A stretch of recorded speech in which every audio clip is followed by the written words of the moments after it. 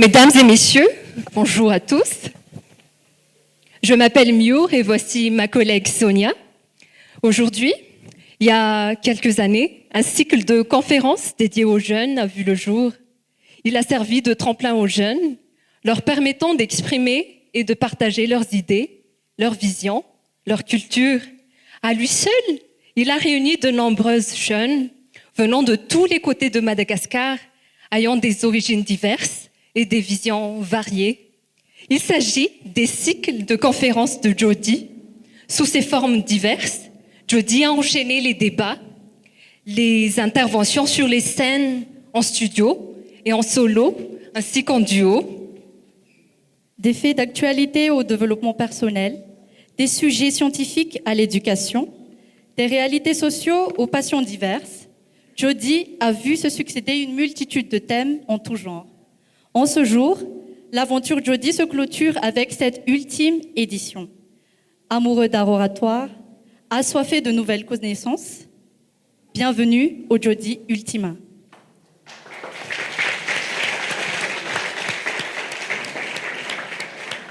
Alors, sans plus attendre, nous allons céder la place à notre premier intervenant. Il s'agit de Avu Zu Artiwaran, qui a pour thème « Croyez en vos rêves ».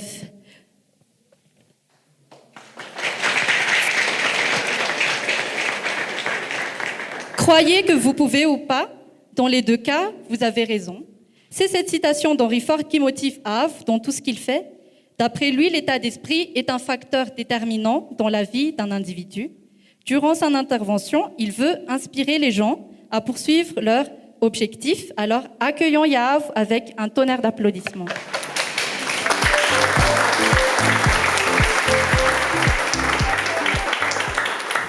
Mesdames et messieurs, bonjour. Je m'appelle Avu et je suis le directeur général de l'IESI et le coordinateur général de l'évolution. Je suis également enseignant et aujourd'hui, j'aimerais vous parler d'un thème qui me tient à cœur qui s'appelle « Croyez en vos rêves ». Alors, avant tout, j'aimerais savoir si vous connaissez les personnages suivants.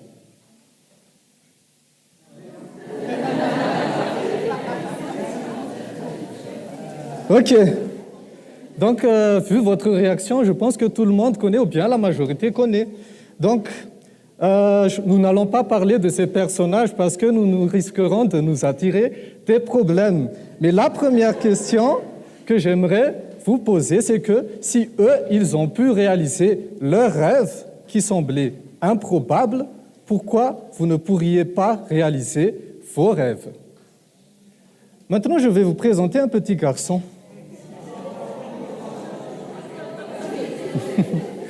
Oui, pour ceux qui ne l'auraient pas deviné, c'était moi quand j'étais petit garçon. Et ce petit garçon avait un rêve. Il voulait devenir enseignant. Mais à cette époque, ce petit garçon était le petit garçon le plus timide. Et les gens croyaient que jamais il ne pourrait devenir enseignant. Mais il a persévéré, donc il est devenu enseignant. Il fait aussi des conférences devant des centaines de personnes et il a pu réaliser ses rêves. Alors si ce petit garçon peut réaliser ses rêves, pourquoi pas vous? Mais vous devez savoir que pour réaliser vos rêves, ce ne sera pas toujours facile parce qu'il faut du travail, il faut de l'effort et il faut de la persévérance quand vous voulez réaliser vos rêves. Et sur votre chemin, il y aura des obstacles, il y aura beaucoup d'obstacles. Et il y aura des gens qui vont vous critiquer, mais ça ne doit pas vous faire baisser les bras. Et vous me diriez que ce ne sera pas facile de réaliser tout ceci. Et je vous l'accorde. Et c'est pour ça que vous avez besoin de bien choisir votre entourage. Choisissez bien qui sera dans votre, ce que j'appelle, le cercle de confiance. Qu'est-ce que c'est le cercle de confiance? Ce sont des gens qui vont vous accompagner et qui ne vont jamais vous abandonner, même si le monde entier vous tourne le dos. Donc, ayez ce cercle de confiance. Ayez aussi des gens qui vous inspirent. Et je suis content que parmi les gens qui m'inspirent, il y en a ici qui sont à l'intérieur de la salle, comme Miad, qui est atelier de réflexion, par exemple. Et le Big Boss qui a créé le Jody, qui est ici aussi. Merci.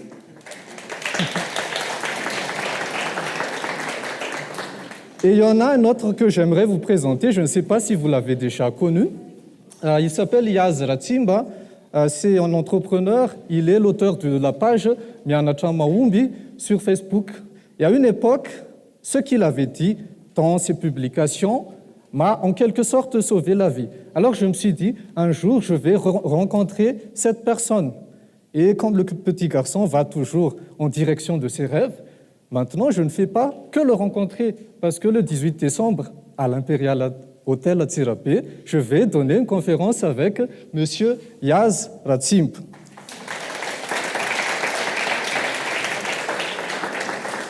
Donc, pour terminer, j'aimerais que nous répétions 2 fois une citation.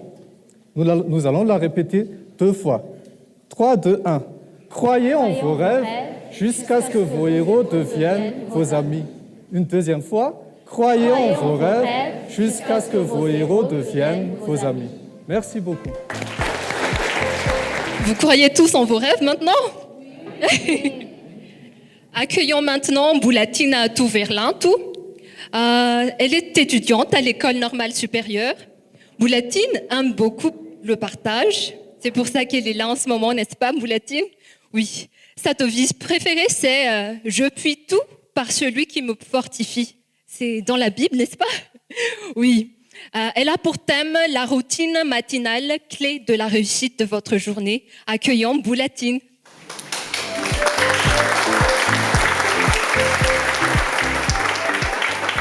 Bonjour à tous. Je suis très contente d'être parmi vous aujourd'hui. Et je remercie particulièrement Yav de nous avoir parlé tout à l'heure d'un thème très inspirant qui parle de rêve. Alors de mon côté, je vais plutôt parler de réveil. Parce qu'il faut se lever pour réaliser ses rêves, n'est-ce pas? Alors je voudrais vous poser une question.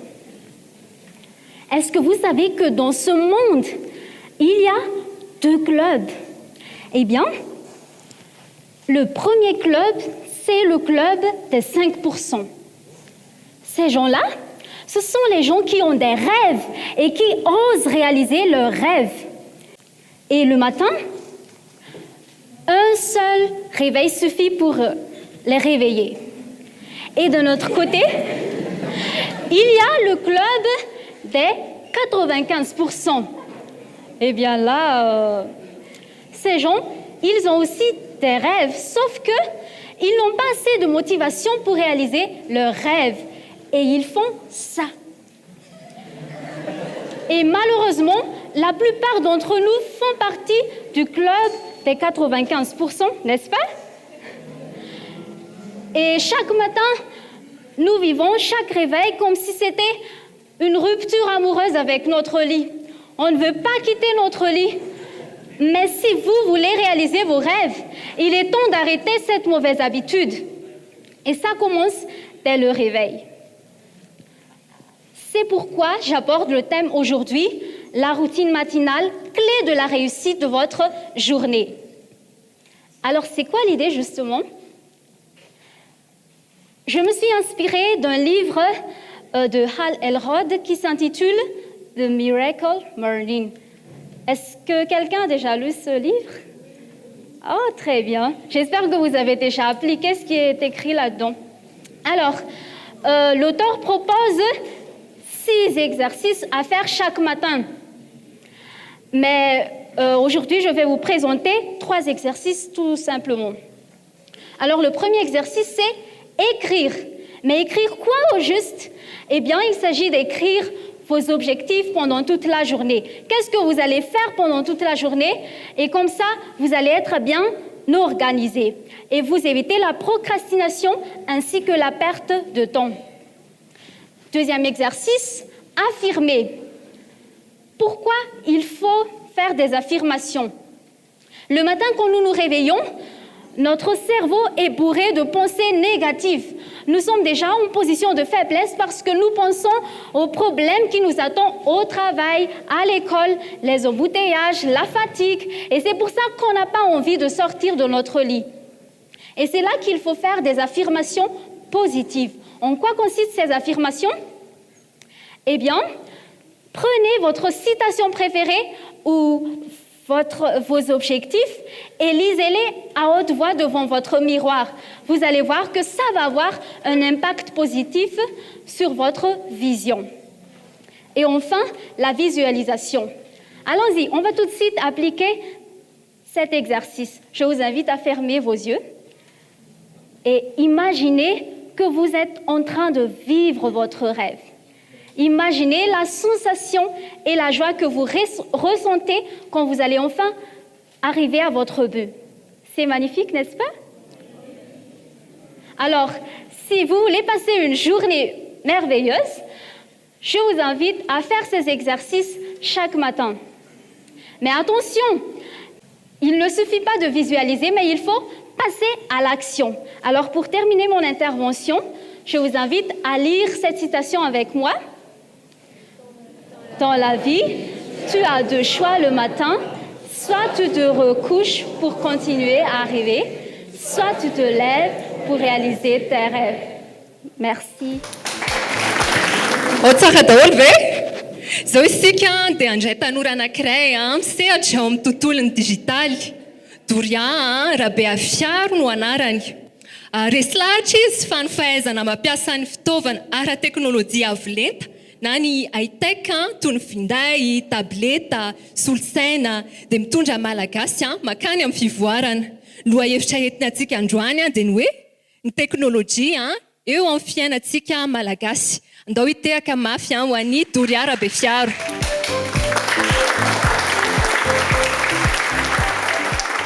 Miaraba antsika rehetrarehetra. Reto misy teny maromaro.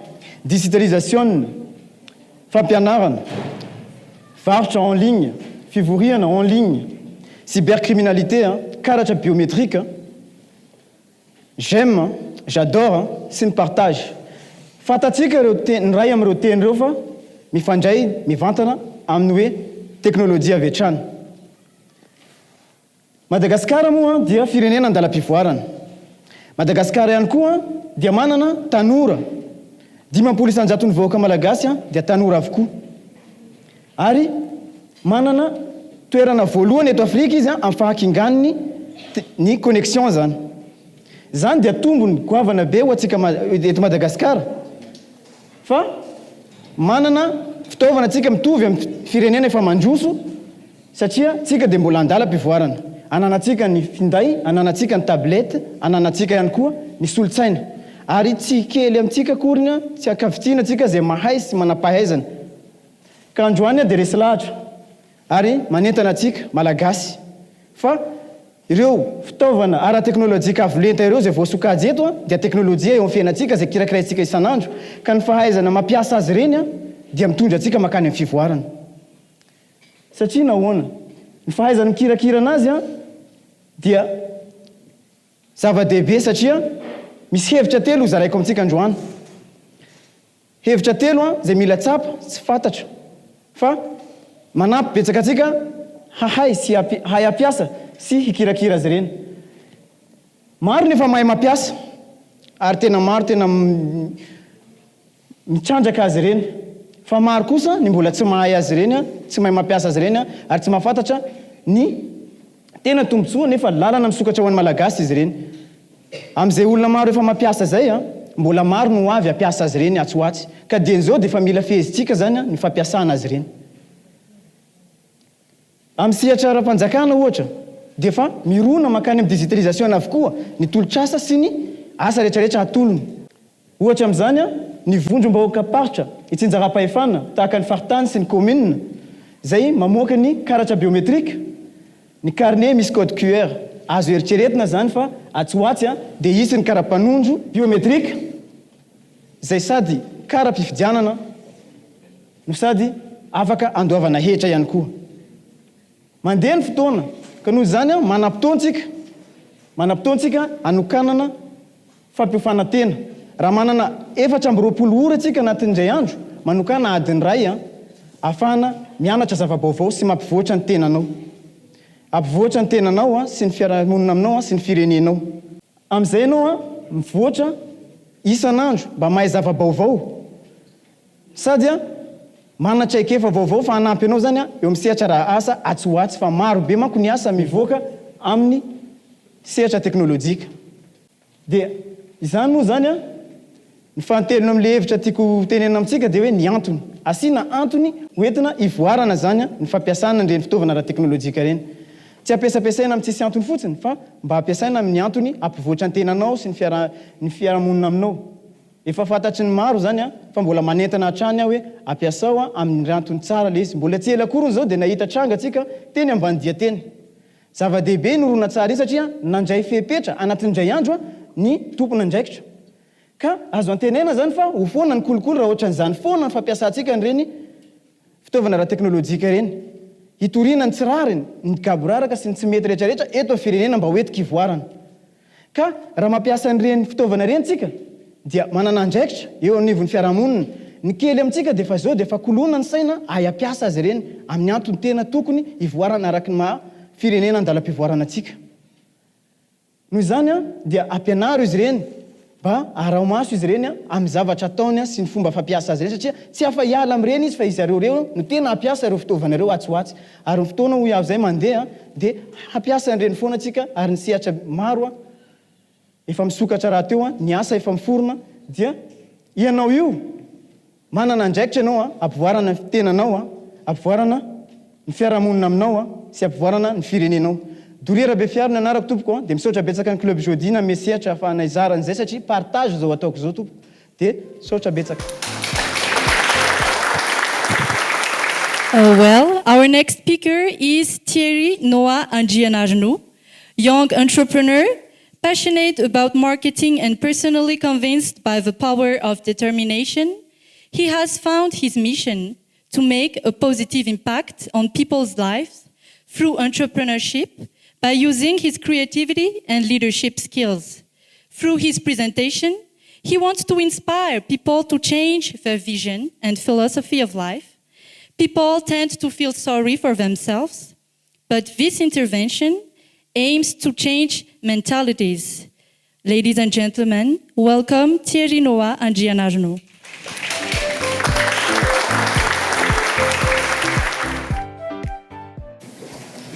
Hello, everyone. My name is Thierry Noah. I'm 21 years old, and I'm an entrepreneur. And I'm here today for talking about problems. I decided to make this presentation because problems and I, we have a long, long love story. Yes, it seems they really love me. And just for giving you an example to begin, let's imagine a group of problems, typical day. So it is Wednesday afternoon, they are thinking about, what to do. And then one of them starts to say, I have a great idea. Let's go to the headquarters. You know, the headquarters is the favorite place to go when you don't have anything to do, you don't know where to go, and say, let's go to the headquarters. And guess who's the headquarters of problems? This guy. It's me. They love me. And for being honest with you, 1 year ago, I was there asking to the universe why. Why it is always happening to me. I used to tell to the people, I have big problems. I have big issues, and I'm there lost. And the truth is that I gave them the power to be stronger than me. Big, hard, only strong adjectives. We only use strong adjectives to qualify our problems. And then it's normal that they win. But I discovered a new thing. This thing changed my vision of life. And I'm gonna share it to you today, and I wish that from today, you will change your vision of life too. I just decided that if I cannot escape, if I have to face them, maybe let's just give them back the love they have for me. So when they come, I just say, welcome, mi casa es su casa.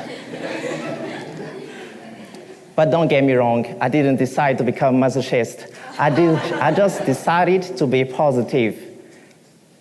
Because I noticed that every time I'm facing a problem, I discover a new version of myself, a stronger version of myself. I discover new abilities. And I started to say, maybe we should stop calling them problems. Let's just start calling them the key to unlock new abilities, the key to unlock new version of yourself. And then it just changes everything. You don't find it anymore. So if you want to be stronger, you should love your problems, because not only problems are there to tell you how much you're strong, but they are also there to say, hey, how about being stronger? It is like when you're playing video games, you have many characters, locked characters, and you need to play to unlock all the characters. And it happens exactly the same way with problems. You need problems to unlock all these key abilities you need to progress in life. My philosophy is simple. I just stopped saying why me every time a problem is knocking at my door. I started to say, why not? It might be an opportunity to grow. Thank you, everyone. Well, our new next topic is entitled The Power of Self-Love. Volunteering mainly as an English teacher in a non-profit organization, Ankisgas, or Children of Madagascar, Maya Andjiantiailka has always been passionate about helping and inspiring others. She believes that self-love is the first secret to a happy life. She, therefore, would like to share her point of view on its power while reminding people its importance and letting them be more aware of the fact that they are capable of giving themselves the unconditional love that they need or that they are seeking somewhere else. Ladies and gentlemen, a thunderous applause for Maya Andjiantiailka.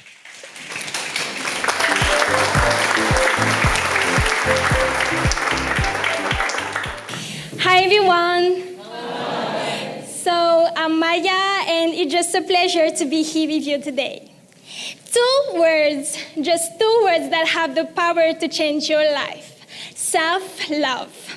A lot of people often ignore or neglect the importance of self-love, and I'm here today to remind you how important loving yourself is.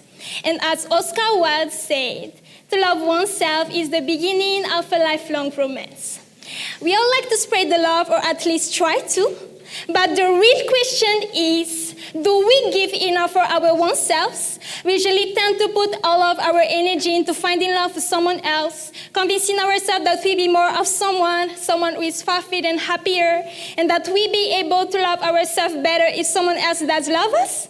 But the God of love should never be to find someone who's going to make it whole, because, hey, no one can ever make us feel that way. That's upon us and us alone. So love yourself first before you try to love someone else. Self-love is not being selfish.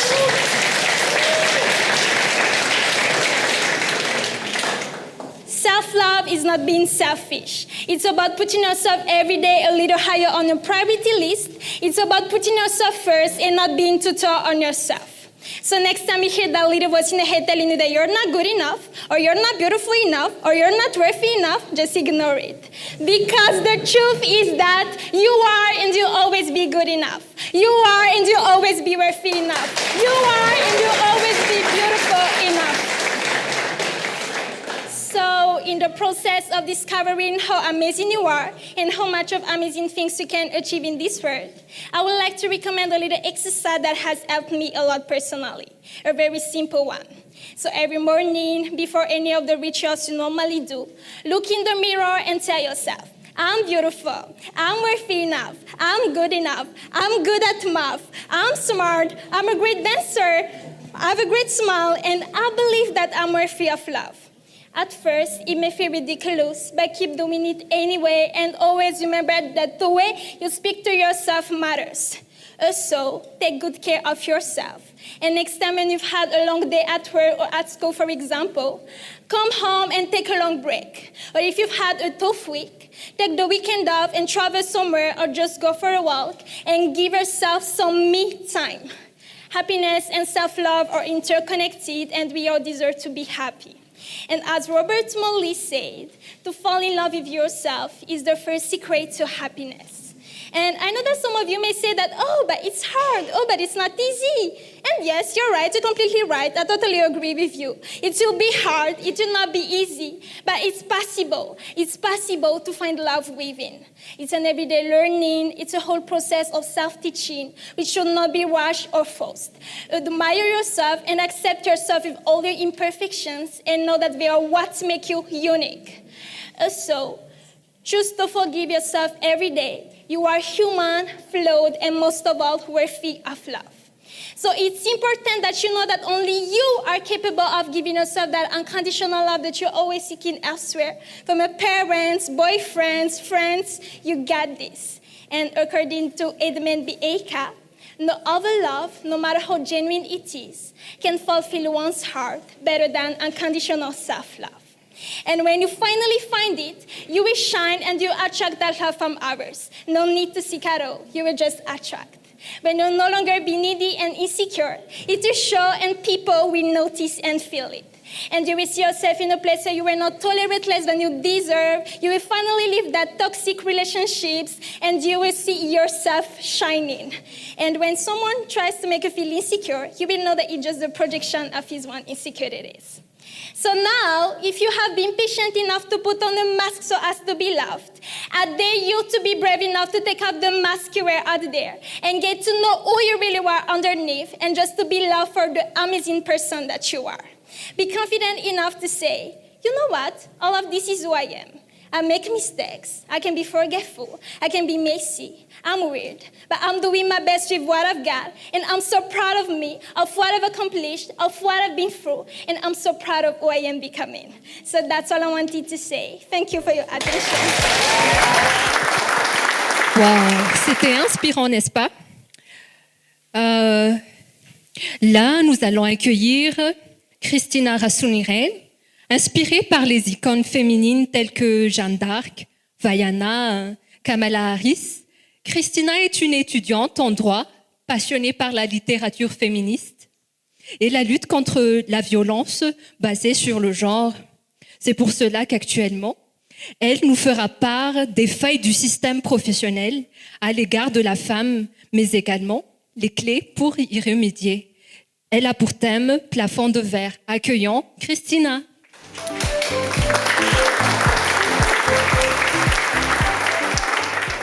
Mes salutations, mesdames et messieurs. Il était une fois une petite fille qui avait dit à ses parents, « Maman, papa, un jour j'aurai une carrière politique. » Vous n'imaginez même pas la déception dans les yeux de ses parents lorsqu'elle a dit ça pendant le dîner. Ça leur a coupé l'appétit. Quelques mois avant cela, elle avait écrit une lettre à la NASA pour leur demander comment devenir astronaute. Et la NASA avait répondu que les femmes ne pouvaient pas devenir astronautes. C'est pour ça que plus tard, elle est devenue Hillary Clinton, femme ministre, femme réputée au sein des États-Unis d'Amérique. Dans notre vie, souvent dans notre adolescence ou dans notre enfance, nous avons toujours eu des remarques désobligeantes comme ce genre. Des remarques qui nous font savoir que le seul royaume que l'on pourrait diriger serait l'utopie. Et pourtant, c'est l'ensemble de ce genre de système qui forme ce que l'on appelle le plafond de verre. Pour être plus précise, le docteur Samuel Mattei définit le plafond de verre comme suit. Nous avons une répartition de la population quasi légale de 50,6% d'hommes et de 49,6% de femmes. Et pourtant, lorsqu'on arrive dans le domaine professionnel, nous ne voyons qu'un seuil de 15 à 20% de femmes différents des domaines. Et donc, on a émané la théorie que les femmes ne pouvaient évoluer que jusqu'à un seuil de 15 à 20%. Quel quid de la vie publique à Madagascar ? Malgré que des reines se soient succédées et qui ont marqué l'histoire de Madagascar, nous voyons qu'il y a une faible participation des femmes dans les sphères décisionnelles de la vie publique. Et c'est très peu de le dire que les femmes ont des problèmes d'accès au pouvoir actuellement. Premièrement, à cause de la culture, ces croyances héritées ancestrales et nocives au point de ne pas scolariser certaines jeunes filles dans les régions de Madagascar. Mais également, nous avons le manque de volontarisme des femmes, et c'est tout à fait compréhensible, vu que nous voyons la majorité des politiciens comme étant des Robins des Bois tyranniques, assoiffés de pouvoir et égoïstes. C'est tout à fait normal. Mais, en attendant cela, à ce rythme-là, nous n'arriverons qu'à une possibilité de parité en l'an 2350. 2350 où nous serons déjà tous morts du changement climatique. Petite minute de silence. Et donc, à cause de cela, nous faisons part à ce que l'on appelle une désagrégation du professionnalisme des femmes, un confinement des genres dans certaines tâches, comme quoi, par exemple, si nous avons des femmes qui travaillent, elles sont souvent dans le monde du social ou dans le monde de l'éducation, mais également, nous vivons ce que l'on appelle la corruption sexuelle, l'inégalité salariale, et aussi, nous avons ce que l'on appelle la discrimination. Dans le sens que si moi, par exemple, je me présentais aux élections de la République, la majorité d'entre vous n'hésiteront pas à émaner des photos compromettantes de moi dans notre gazette préférée, Midi Flash. Mais donc, vaincre le plafond de verre n'est pas impossible. Dans le sens que nous allons d'abord émaner une éducation non genrée. Pour le sens que nous allons permettre à notre enfant de se développer indépendamment des injections sociales toxiques et surtout via la masculinité toxique qui est très, très toxique. Ça va permettre à identifier les croyances limitantes, à affirmer sa singularité et à ne pas se conformer aux attentes de la société. Mais également, nous allons adopter, comme tous les pays qui sont développés actuellement, une loi qui va fixer la parité. Pourquoi opter pour cette loi? La parité a permis aux pays développés de d'abord renverser le patriarcat, dans le sens que quand la misogynie prend trop, il est nécessaire de contrebalancer le pouvoir pour enfin arriver à un niveau d'équité. Certes, nous sommes un pays démocratique. C'est pour cela que j'engage la participation des femmes dans la vie publique de Madagascar, mais également cela va permettre aux femmes de oser, de tracer leur chemin à leur propre rythme et d'embarquer, les hommes dans la lutte. Assez de vivre dans un monde où la misogynie prend trop, il faut faire bouger les lignes. Et surtout, nous allons vivre dans un monde où personne ne sera condamné ou assigné dès sa condition de naissance. Merci.